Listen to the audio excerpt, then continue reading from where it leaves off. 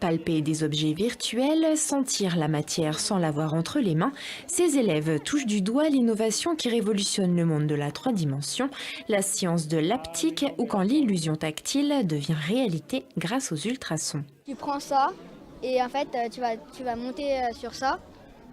Par exemple tu vas faire ça et là tu vas sentir ce que c'est. Et donc tu sens quoi? Des sortes de bosses, des petites bosses.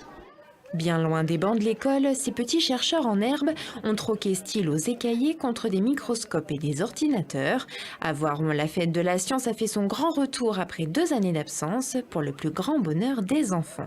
Toucher et être avec des ordinateurs, des trucs comme ça, oui, je peux faire. C'est mieux que l'école. Moi j'avoue.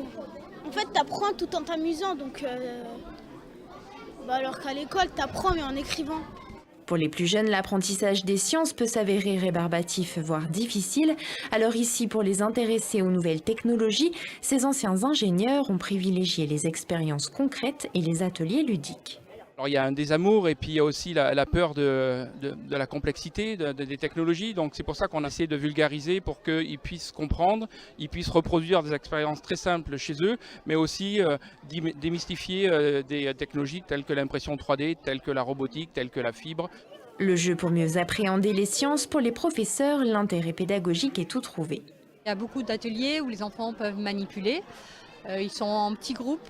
Et ils ont du matériel à leur disposition, ce qui est plus difficile à réaliser en classe. Ensuite, l'astronomie, par exemple, c'est un point qu'on continuera d'aborder au cours de l'année.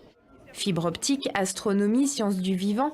Au fil de l'après-midi, les élèves ont testé leurs connaissances sur une dizaine d'ateliers, de quoi susciter quelques vocations.